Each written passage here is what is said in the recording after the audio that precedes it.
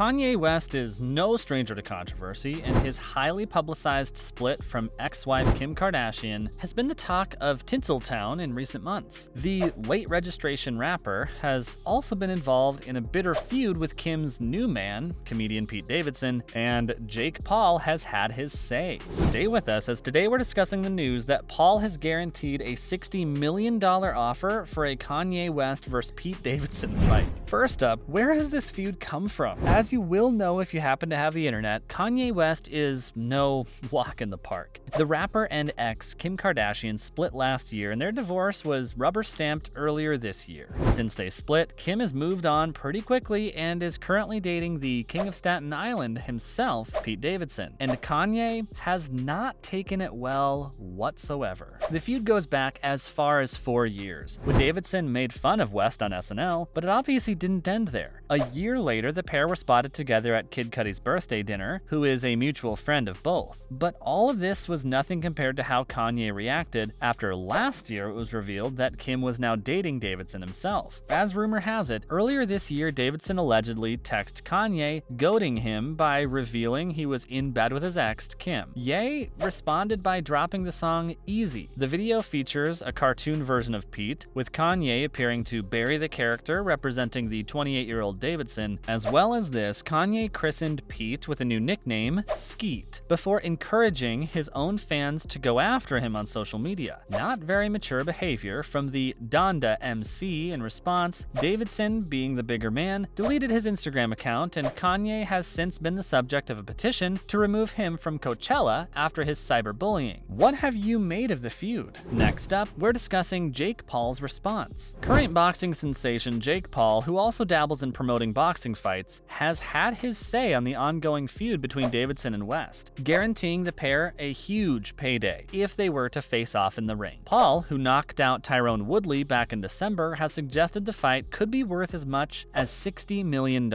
which would probably be worth more to Davidson than it is to West, who is not short of a few dollars. Paul was discussing the potential matchup recently in an interview with TMZ, claiming that he is tired of all the back and forth on social media. We wonder if he knows that nobody is forcing him to follow either of them. He said, "I'm kind of sick of them going back and forth on social media, and I think it's affecting the kids' lives, like Kanye and Kim's kids. They're gonna be the ones that take the most trauma from this. Please, like Jake Paul really cares about Kanye West's kids." Paul went on to say that he can personally guarantee the pair that the money is there to fight, adding that the money's good, which it is. Paul certainly knows how to make money, and the idea that the pair might be persuaded to fight would surely be lucrative to the former YouTuber's promotion company. However, the standard of boxing would almost certainly be terrible, so we're not sure we need to see this one at all. Jake has also weighed in again on UFC fighter pay. Stay tuned to hear about it. Following Paddy the Baddy Pimblett's impressive submission win over Kazula Vargas at the weekend, the Scouse fighter revealed how much he was actually getting paid. After it was rumored he had made north of $100,000, he quickly poured cold water over that idea, telling fans that he only made 12 and 12, $12K to show up and $12K to win, which had sports personalities the world over talking, none more than Jake Paul himself. Jake has had an ongoing beef with UFC head Dana White for the past year or so, and regularly calls him out for how much or little fighters are actually paid. And once he learned how much Paddy made, who was second on the bill, he labeled it embarrassing. Paul wasn't the only fighter who couldn't get their heads around how little Pimblett had made, and the Ohio native went on to claim that Paddy was getting pimped before asking who manages these guys. When you think about it, most people in the O2 Stadium in London were there to see Pimblett, who has made waves since his UFC debut last year, so to pay him so little beggars belief. He will still be on a standard contract, but he has made no bones about the fact that he is seeking to make the big bucks going forward. Former UFC fighter Jake Shields, who has also had run-ins with White in the past, tweeted, "UFC main event making $24K is absolutely shameful and embarrassing to Paddy, and should be to Dana too," and we couldn't agree more. So who is Jake Paul going to take on next? Stay with us to hear his potential opponents. Following his highlight reel knockout win over Tyrone Woodley last December, the combat sports world sat up and took some serious note of Jake Paul. Logan's younger brother was set to take on Tommy Fury before the latter pulled out due to injury, and his name is yet again being bandied about when it comes to Paul's next opponent being discussed. Paul won't be out before the summer, as he's promoting the Amanda Serrano vs. Katie Taylor fight in April, but there is a long list of takers when it comes to his next opponent. Some reports were suggesting that UFC legend Anderson Silva could be up next, and the Spider does have some boxing pedigree, having knocked out Tito Ortiz recently. It is also suggested that he could take on Mexican boxer Julio Cesar Chavez Jr., which would certainly be a step up. Chavez Jr. is no stranger to a money fight, having taken on the aforementioned Silva last year, losing via split decision. There have been reports too that he could be set to take on the transition into MMA, challenging Jorge Masvidal, and even telling Dana he could fight Conor McGregor in an MMA bout. Moving across to MMA would almost certainly see Paul defeated, as he has zero experience when fights go to the ground. And even though Jorge and Conor are predominantly strikers, they have a ton of grappling experience. Who do you see Paul fighting next? Next up, we're looking ahead to Tyson Fury's fight against Dillian Whyte. Stay tuned. With Tyson Fury set to go to war with Dillian Whyte next month, the word from inside his camp is that preparations are coming along nicely, and he's showing some pretty impressive form in sparring, according to Billy Nelson. Nelson is the coach of Fury's training partner, Martin Bakole, and he has been gushing at the more calm fighter's form. The fight will be the first time since 2018 that Fury has appeared in a British boxing ring, and the big man will be happy to have Bakole's help while preparing. The Congo-born boxer who fights out of Scotland is currently 17-1, so he's giving Tyson some pretty good sparring rounds according to Nelson. Also in the camp is British prospect David Adalaya, who's a little different from Bakole. Nelson said, "Martin's really enjoying the sparring with Tyson Fury. It's clear to see why he, Fury, is the world's #1. It's an excellent spar between the two of them. Also, there's a mixture of sparring with David Adalaya, and we're glad it's Adalaya and Bakole in there with Fury and not us. Thank you very much." When the fight finally rolls around on April 23rd, Fury and Whyte are set to split a purse of just over $40 million,